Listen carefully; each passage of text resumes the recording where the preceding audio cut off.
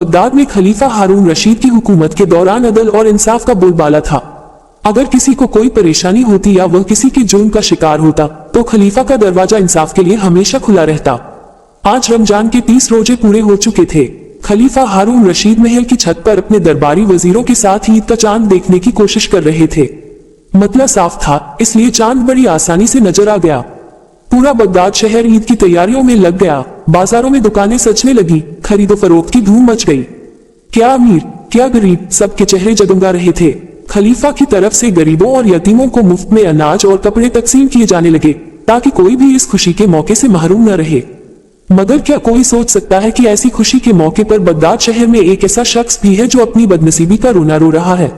देखा जाए तो ये बात भी सच थी। शहर के एक मशहूर चौराहे के पास एक पुराना खंड था जो कभी किसी बादशाह का महल रहा होगा, जिसकी खस्ताहाल दीवारें शानदार मक्की दास्तान सुना रही थी।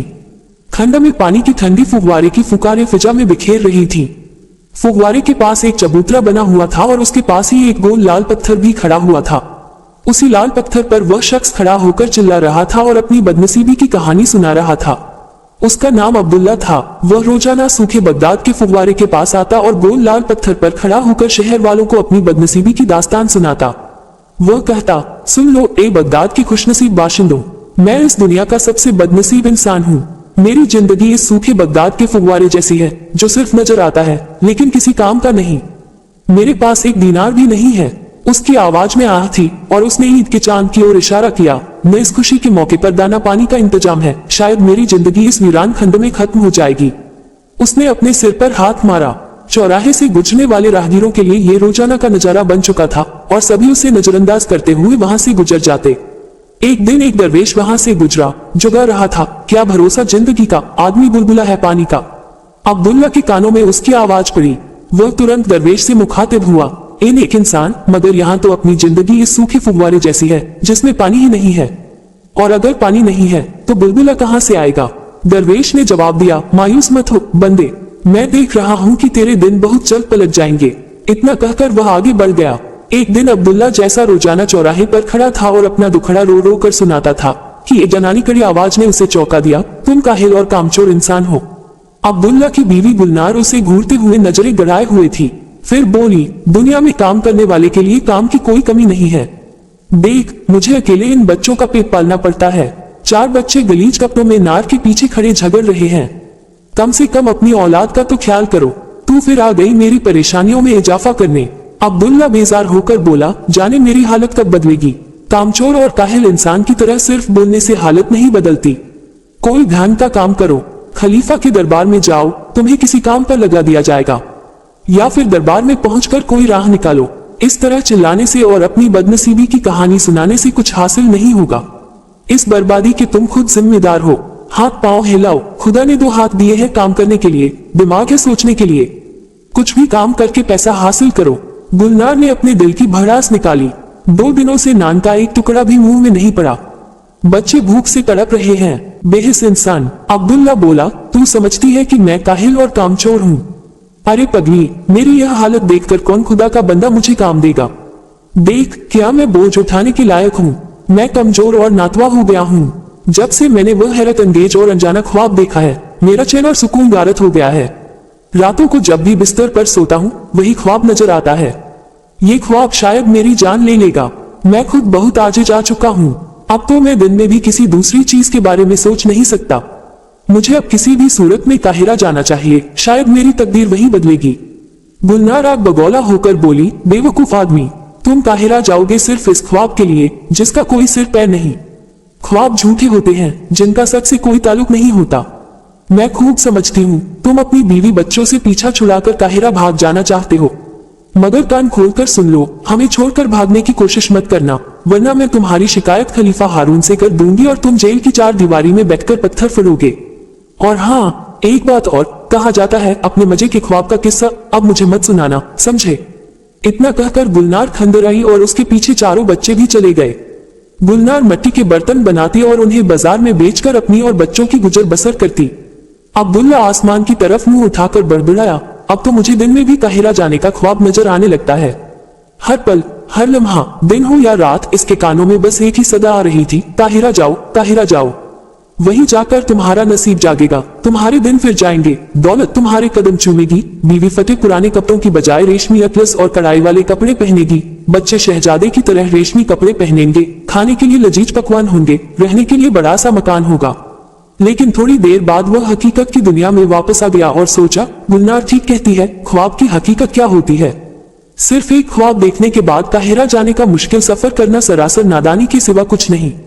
भला ख्वाब से भी किसी की जिंदगी के दिन बदलते हैं। वो खुद पर दीवानों की तरह हंसने लगा। नहीं, मैं काहिरा नहीं जाऊंगा। और फिर वह सूखे फवा को टेक लगाकर बैठ गया। जाने कब उसकी आंख लग गई। फिर उसके कानों में वही आवाज सुनाई दी, काहिरा जाओ, काहिरा जाओ। इस बूंद से उसकी आंख खुल गई और अब तो उसकी हालत पागलों जैसी हो गई थी। हर वक्त उसके दिमाग में काहिरा जाने का भूत सवार रहने लगा। अगर दिन में भी आंख बंद करता तो उसे काहिरा के महल और उसके मीनार दिखाई देते। उसका चैन और सुकून छिन चुका था। अब्दुल्ला अब आंख बंद करने से डरता था। नींद उसकी आंखों से उड़ चुकी थी। यह उसकी हालत काबिले रहम हो गई थी। अब्दुल्ला जिस खंडराई दीवार से लगकर अपना ठिकाना बनाकर रहता था, पास ही एक पुराना मीठे पानी का कुआं था। सौदागरों और मुसाफिरों के काफिले अक्सर वहां आकर पड़ाव डालते और खेमा डालते। कई कई दिन सौदागर वहां कयाम करते। कुएं के मीठे पानी से उन्हें ताजगी मिलती। फिर शहर में जाकर तिजारत का सामान फरोख्त करते, नई नई चीजें खरीदते। अब्दुल्ला काफिले वालों के ऊंटों के चारा पानी का इंतजाम करता, ताजों की शहर बगदाद में रहनुमाई भी कर देता और जब कारवां रवाना होने लगता तो काफिले का सरदार अब्दुल्ला को उसकी खिदमत के एवज नए कपड़े, खाने पीने की चीजें और कुछ दीनार देता। फी अमान अल्लाह कहकर अब्दुल्ला उन्हें रुखसत कर देता। इस तरह इसके कुछ दिन आराम से कट जाते, मगर काफिले रोज रोज तो नहीं आते थे। कभी कभी तो हफ्तों इंतजार करना पड़ता, जिससे इसकी माली हालत बिगड़ जाती और फाकों की नौबत आ जाती। इत्तेफाक से एक दिन अब्दुल्ला खंडराई दीवार से टेक लगाए बैठा था कि ताजन का एक काफिला आकर ठहरा। वह दौड़ा दौड़ा गया, काफिले के सरदार के ऊंट की नकेल पकड़ ली और ऊंट की गर्दन पर हाथ फेरने लगा। फिर ऊंटों पर लदे हुए सामान के थैलों को उतरवाने लगा, जिसमें खुश्क मेवे, बादाम और अखरोट भरे हुए थे। सामान उतरवाने के बाद कुएं से मीठा पानी लाकर उन्हें पिलाने लगा। काफिले का सरदार बहुत खुश हुआ और उससे वादा कर लिया कि जाते वक्त अच्छा सा इनाम देगा।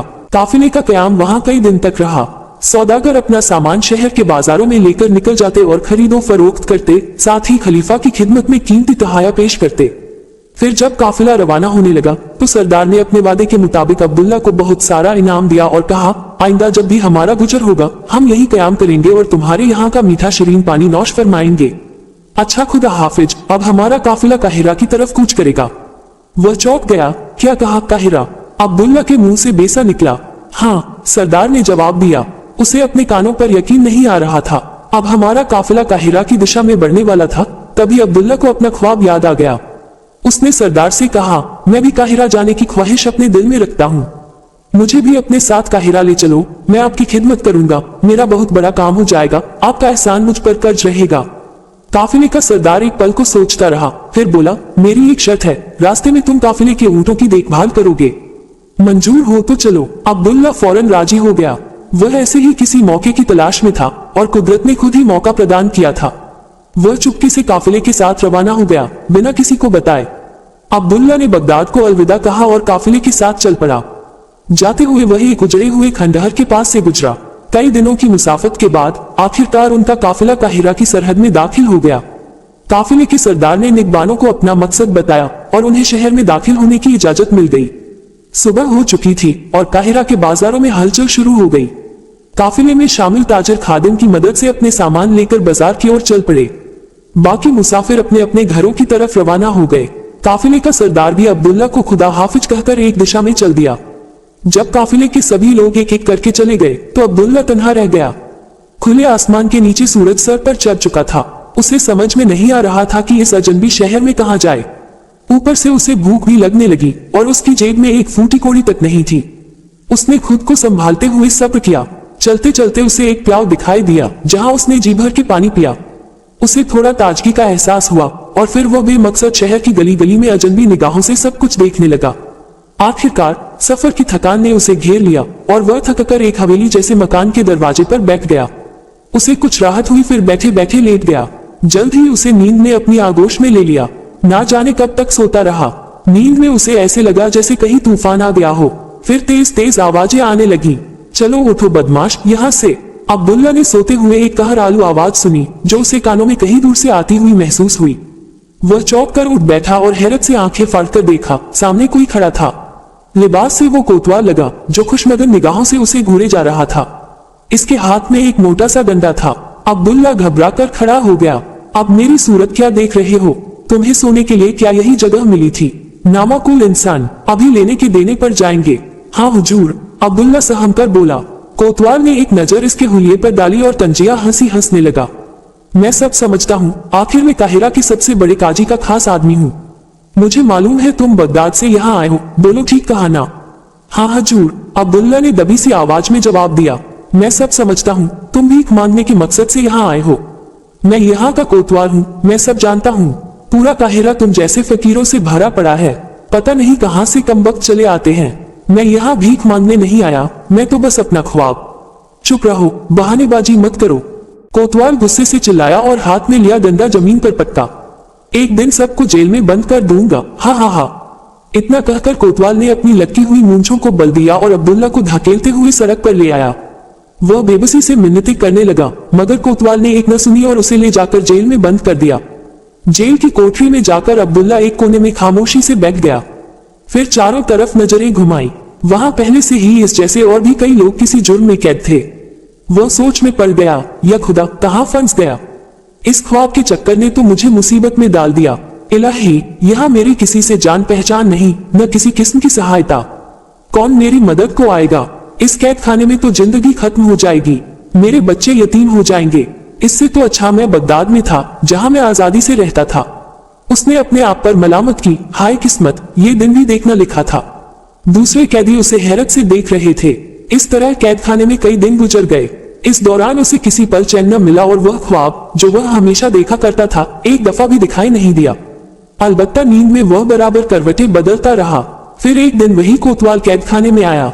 अब्दुल्ला का गिरेबान पकड़कर कड़क आवाज में कहा, चलो आज तुम्हें काजी की अदालत में हाजिर होना है। और उसे साथ लेकर काजी के सामने पेश कर दिया। काजी अपनी मसनद पर बैठा हुआ था, इसके पीछे खादिम पंखा झूल रहे थे। काजी ने एक नजर अब्दुल्ला पर डाली, फिर अपनी खश्श दाढ़ी पर हाथ फेरा और पूछा, अजनबी, क्या नाम है तुम्हारा? जी, मेरा नाम अब्दुल्ला है। तुम कहाँ से आए हो? काजी ने दूसरा सवाल किया। बगदाद से, आली मर्तबा, इसने अदब से जवाब दिया। भला इतनी दूर मशक्कत उठाकर सफर करने का मकसद बयान करोगे? आली मर्तबा, सिर्फ एक ख्वाब की वजह से जो दिन रात मुझे परेशान करता रहता है। अब्दुल्ला भोलेपन से काजी के सवालों का जवाब दे रहा था। कैसा ख्वाब, जरा तफसील से बताओ। तब अब्दुल्ला ने अपना अजीबोगरीब ख्वाब बयान किया जो शब और रोज उसे परेशान करता था। उसे सिर्फ काहिरा दिखाई देता और एक आवाज सुनाई देती, काहिरा जाओ, वही किस्मत चमकेगी। मगर हाय अफसोस, किस्मत ने उसे यहाँ लाकर जेल में पहुंचाया। काजी के दरबार में हाजिरी की इन दिलचस्प बातें सुनकर लोग हंसने लगे। काजी ने उन्हें चुप रहने का इशारा किया। वहां खामोशी छा गई। काजी ने फिर उससे पूछा, क्या तुम्हारी बीवी बच्चों को पता है कि तुम काहिरा आए हो? नहीं आली मर्तबा, एक काफिले के साथ आ गया था। इतना कहकर इसने सर झुका लिया। तुम एक नादान और बुजदिल इंसान हो। सिर्फ एक ख्वाब की बदौलत तुम काहिरा भाग आए। भला सिर्फ ख्वाब देखने से तकदीर बदलती है? मुझे तुम पर रहम आता है, अजनबी शख्स। फिर कुछ सोचकर काजी ने दोबारा कहा, अपनी बीवी बच्चों को छोड़कर आ गए हो, ठीक नहीं किया। देखो, मुझे तुम्हारी बातें सुनकर रहम आता है। मैं तुम्हें रिहा करता हूँ और कुछ शफिया देता हूँ ताकि तुम बगदाद वापस जा सको और दोबारा काहिरा की सड़कों पर दिखाई नहीं देना, वरना तुम कैदखाने में सख्त सजा के मुस्तक करार पाओगे। काजी ने अपना फैसला सुना दिया और सिपाहियों को उसे रिहा करने का इशारा किया। फैसला सुनकर अब्दुल्ला की आंखें अश्कों से भर गईं और काजी को दुआएं देने लगा। फिर जैसे उसे कुछ याद आ गया और पूछा, आली जनाब, मैं बगदाद किस तरह वापस जाऊंगा? काजी ने हैरत से उसकी तरफ देखा और अपनी खशखशी दाढ़ी पर दोबारा हाथ फेरा और कहा, अब ये तुम्हारा मसला है कि तुम कैसे बगदाद वापस जाते हो। मैं सिर्फ इतना जानता हूं कि तुम आज के बाद काहिरा की सड़कों पर दिखाई नहीं दोगे। इसलिए मेरी नसीहत पर अमल करो और बगदाद वापस जाकर कोई अच्छी सी मेहनत मजदूरी करो और ख्वाब देखना बंद कर दो, अहमक। इतना कहकर काजी एक लम्हे के लिए रुका और फिर उसने कहा, सुनो अजनबी शख्स, तेरे ख्वाब पर से मुझे अपनी खुद की एक बात याद आ गई। वो मैं तुम्हें सुनाता हूँ, जिससे शायद तुम्हें कुछ सबक हासिल हो और आइंदा ख्वाब देखने से तौबा कर लो। अब्दुल्ला हैरत से काजी का मुंह तकने लगा। काजी ने कहा, एक दिन में एक थका देने वाले मुकदमे का फैसला सुनाकर घर आया। थकान से चूर था, बगैर कुछ खाए पिए अपने बिस्तर पर चला गया। नींद ने जल्द ही मुझे अपनी आगोश में ले लिया। मैंने बड़ा ही अजीबोगरीब ख्वाब देखा। मैंने देखा कि मैं बगदाद पहुंच गया हूँ, वहां की सड़कों पर पैदल चल रहा हूँ। मेरे सामने अचानक एक पुराना सा फूटा खंड दिखाई दिया। फरमा रहे हैं हुजूर, मैं इसी खंड में था जिसमें एक सूखा बांध फव्वारा है। काजी ने अपनी बात जारी रखी। अब्दुल्ला को अपनी सांसें रुकती हुई महसूस हुई। इससे रहा न गया, फिर बोल पड़ा, आगे क्या दिखाई दिया हुजूर? काजी ने कहा, फव्वारे के बाजू में जो लाल गोल पत्थर है उस जगह की खुदाई करो। खुदाई के दौरान एक पत्थर मिलेगा। इसके नीचे एक लकड़ी का संदूक है जिसके अंदर चमड़े की एक थैली है। वह थैली सोने की अशफियों से भरी है। वहां एक पुराना खजाना दफन है। आप दुरुस्त फरमा रहे हैं आली मर्तबा, तो आपने खजाना हासिल कर लिया। अब्दुल्ला की दिलचस्पी बढ़ गई। काजी ने कहा, इंसान, मैं तुम्हारी तरह पागल नहीं हूँ जो एक ख्वाब देखकर इसके लिए बगदाद भागा चला जाऊं और कांधे पर कुदाल रखकर बगदाद की गली कचों में इस उजाड़ फव्वारे को तलाश करता फिरूं। काजी ने उसे फटकारा, नादान इंसान, ख्वाब ख्वाब होते हैं जिनका हकीकत से कोई ताल्लुक नहीं होता। इतना कहकर काजी खामोश हो गया। अब्दुल्ला ने कहा, आपने ठीक ही कहा हुजूर, ख्वाब का हकीकत से कोई ताल्लुक नहीं होता। आपका महल तो काहिरा में है, भला आप क्यों बगदाद मुफ्त में ही जाने लगे? काजी खुश हो गया और कहा, मुझे खुशी है कि तुम्हें मेरी बात समझ आ गई। अब जितनी जल्दी हो सके अपने वतन बगदाद लौट जाओ जहां तुम्हारे बीवी बच्चे इंतजार कर रहे हैं। अब्दुल्ला ने कहा, हाँ हुजूर, मैं आज और अभी बगदाद रवाना हो जाऊंगा। काजी ने उसे खुदा हाफिज कहा और अपनी खशखशी दाढ़ी पर हाथ फेरने लगा। काजी के दरबार से निकलकर अब्दुल्ला काहिरा की सड़कों पर कुछ यूं ही घूमता फिरता रहा। एक गली में दाखिल होता और दूसरी गली से निकल जाता। काजी ने उसे मंजिल का पता बता दिया था। वह आहिस्ता आहिस्ता आगे बढ़ने लगा। चलते चलते उसे एक तंदूर नजर आया। वहां नान बाई से चंद रोटियां खरीदी और अपने झोले में डाल ली। हाय किस्मत, ख्वाब में दिन रात काहिरा देखा करता था और यहाँ आकर कैद खाने की चारदीवारी मिली। मगर शुक्र है खुदा का, इसने मुझे रास्ता दिखा दिया। इन्हीं ख्यालों में खोया हुआ अब्दुल्ला वापस बगदाद जाने वाली सड़क पर पैदल ही चल पड़ा। मगर अब उसे अपने वजूद में एक तवाना महसूस हो रही थी। एक अनजानी सी कुव्वत का एहसास हो रहा था। अब इसकी सिर्फ एक ही कोशिश थी, वह जल्द से जल्द बगदाद पहुंच जाए। इसके कदम संगला जमीन पर सहरा की जलती रेत पर बढ़ते चले जा रहे थे। भूख लगने पर झोले से रोटी निकाल कर खा लेता और मशक्की से पानी पी लेता। बस इसी तरह पैदल चलता रहा। कई दिन की मुसाफत के बाद चलते चलते दूर से उसे खजूर के कुछ दरख्त नजर आए। इसके कदम तेज हो गए। दरअसल वह एक नखलिस्तान था जहां मीठे पानी का एक तालाब था। अब्दुल्ला बेसब्री से तालाब पर पहुंचा और दोनों हाथों से एक ओक बनाकर खूब सैर होकर पानी पिया। फिर खजूर के दरख्त की ठंडी छांव में लेटकर आराम करने लगा। सूरज गरूब हो चुका था मगर नखलिस्तान में उसे कुछ चहल पहल लगी। वहां एक काफिला आकर ठहरा हुआ था। इधर उधर ऊंट सूखी घास चरा रहे थे। शायद कोई तिजारत काफिला था। अब्दुल्ला काफिले के सरदार से मिला और उसे मालूम हुआ कि काफिला सवेरे बगदाद की तरफ रवाना होगा। ये सुनकर अब्दुल्ला खुश हो गया और सरदार से इल्तिजा करने लगा कि वह भी उनके साथ बगदाद चलेगा, मगर इसके पास कोई सवारी नहीं थी। सरदार एक रहमदिल इंसान था। इसने अब्दुल्ला को साथ ले चलने का वादा कर लिया। बदले में वह उनके तिजारत सामान और ऊंटों की देखभाल करेगा, जिसके लिए अब्दुल्ला राजी हो गया। अंधेरा फैल चुका था। काफिले वालों ने अलाव रोशन किया और इसके गिर्द हाला बनाकर बैठ गए। अगले दिन सूरज निकलने से पहले काफिला रवाना हो गया। कई रोज की मुसाफत के बाद उनका सफर खत्म होने को आया। उन्हें शहर की फसील नजर आई। इसके बाद बुलंद दरवाजा दिखाई दिया। काफिले वाले वहां आकर रुक गए। रात हो चुकी थी और दरवाजा भी बंद हो चुका था। आखिर में बगदाद पहुंच ही गया। अब्दुल्ला जोर से चिल्लाया। वह अपने सफर की थकान को भूल चुका था। झट कूदकर ऊंट से नीचे उतरा और सरदार से रुखसत ली। सरदार ने उसे कुछ तोहफे दिए, जिसे लेकर वह रवाना हो गया। अभी हर तरफ तारीकी छाई हुई थी। थोड़ी देर बाद चांद बादलों की ओर से निकल आया। अब्दुल्ला का बस नहीं चल रहा था। भागता हुआ जल्द से जल्द खंडरई सूखा फव्वारा था। इसके कदम तेजी से उठ रहे थे। सबर का दामन हाथ से छूट गया था। आखिरकार अब्दुल्ला खंडरई के पास पहुंचा। उसकी नजर फव्वारे के बाजू में उस गोल लाल पत्थर पर पड़ी जिसका जिक्र काहिरा में काजी ने किया था, जिसे उसने ख्वाब में देखा था। इस पत्थर पर खड़ा होकर और रोजाना अपना दुखड़ा सुनाया करता था, जिसे वह एक आम मामूली सा पत्थर समझता था। मगर इस पत्थर के नीचे दबी हुई थी उसकी किस्मत के चमकने की चाबी, जिस पर वह हमेशा खड़ा रहता था। आसपास की चीजें साफ दिखाई दे रही थी। नौबत खाने से पिछले पहर का ऐलान हुआ। हर तरफ खामोशी और सन्नाटा छा गया। अब्दुल्ला ने खामोशी से आसपास नजर घुमाई। कोई उसे देख तो नहीं रहा, क्योंकि अब वह जो करने जा रहा था वह एकदम राजदारी का काम था। वह नहीं चाहता था कि इस बात का किसी को पता चले। इत्मीनान करने के बाद बेसब्र सा कोई नकर चीज तलाश करने लगा। इसके हाथ एक नुकीला सा पत्थर लगा। बस फिर क्या था, गोल पत्थर के अतराफ की मिट्टी को हटाया और नोकदार पत्थर से इसके गिर्द की मिट्टी को खोदने लगा। थोड़ी सी कोशिश से पत्थर हट गया। इसके नीचे उसे कुछ नजर आया। जाने कहां से इसके हाथों में ताकत आ गई थी। वह दोनों हाथों से मिट्टी की तह हटाने लगा। खोदते खोदते वहां एक गड़ा नमूद हो गया। अचानक इसके हाथ की उंगलियां किसी सख्त चीज से टकराई। चांदनी रात का उजाला फैला हुआ था। रोशनी में उसे लकड़ी का एक पुराना संदूक दिखाई दिया। जल्दी से उसके ऊपर की मिट्टी को साफ करने लगा।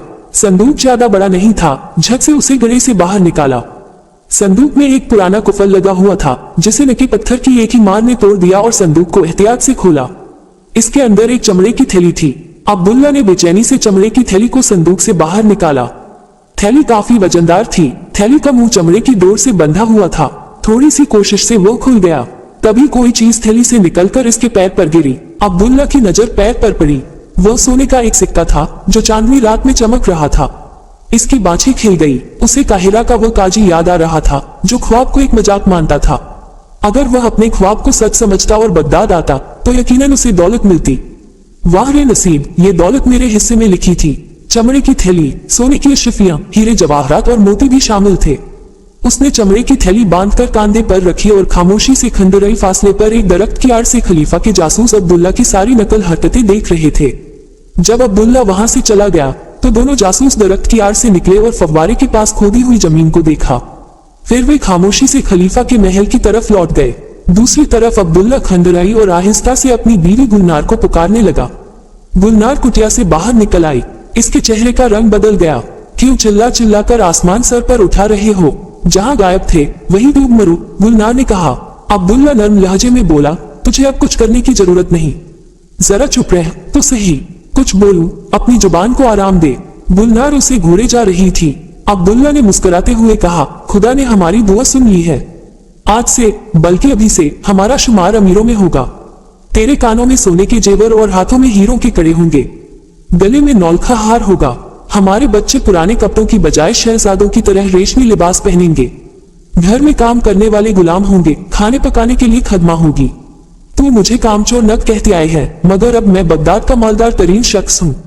इतना कहकर अब्दुल्ला ने अपना हाथ चमड़े की थैली पर फेरा और थैले में से एक सोने की अशरफी निकालकर उसे दिखाई। अशरफी की चमक देखकर गुलनार की गिगी बंद हो गई। वह अपना गुस्सा भूल गई। कभी अब्दुल्ला की तरफ देखती, कभी अशरफी से भरी चमड़े की थैली को। इसके औसा खत हो गए और फिर जल्दी से लपक कर चमड़े की थैली को अब्दुल्ला से लेकर अपने कब्जे में कर लिया। दूसरे दिन अचानक खलीफा के सिपाही खंडराई और अब्दुल्ला को गिरफ्तार करके खलीफा के दरबार में पेश कर दिया। खलीफा ने अब्दुल्ला से हकीकत जानना चाही। तब इसने शुरू से लेकर आखिर तक अपना ख्वाब और काहिरा जाने तक का हाल बयान कर दिया, जिसे सुनकर खलीफा हंसने लगा और कहा, नादान इंसान, तू एक ख्वाब देखकर खामोश बैठा रहता था और अपने नसीब को रोता था, मगर जब तूने हरकत की और अपनी आंखें का इस्तेमाल किया, अपने दोनों हाथों का इस्तेमाल किया, अपने पैरों को हरकत दी, जिसका सिला तुझे कुदरत ने दे दिया। अब तो तू समझ गया, हरकत में बरकत है। बेकार बैठे रहने से कुछ हासिल नहीं होता। इंसान को कोशिश करते रहना चाहिए, न कि काहिलों की तरह बैठकर अपने नसीब को कोसते रहना चाहिए। और खुदा की अता करती दौलत का सही इस्तेमाल कर। फिर अब्दुल्ला दरबार से रुखसत हो गया। कुछ दिनों बाद अब्दुल्ला ने बगदाद शहर के इसी चौराहे पर रेशमी कपड़ों की एक दुकान खोली, रहने के लिए छोटी सी हवेली बनवा ली और डर को खैरबाद कहा। अब्दुल्ला रात को चैन की नींद सोता। अब उसे कोई ख्वाब परेशान नहीं करता। इसने अपना नसीब पा लिया था। अब्दुल्ला ने एक और अहम काम किया। बरसों से सूखे बंद फव्वारे को फिर से तामीर करके जारी करवा दिया, जहां पर खड़े रहने से उसकी काया पलट गई थी। फव्वारे के हौज में रात दिन रंग बिरंगी मछलियां तैरती। उसे जब भी फुर्सत मिलती, वो वहां आकर हौज में तैरती हुई रंगीन मछलियों को दाना डालता और खुदा का शुक्र अदा करता कि इसने अपने ख्वाब को हकीकत में बदल दिया। दोस्तों, ये कहानी आपको कैसी लगी? कमेंट्स में अपनी राय का इजहार जरूर कीजिएगा और हमारे चैनल को सब्सक्राइब जरूर कीजिएगा। वीडियो देखने का बहुत बहुत शुक्रिया।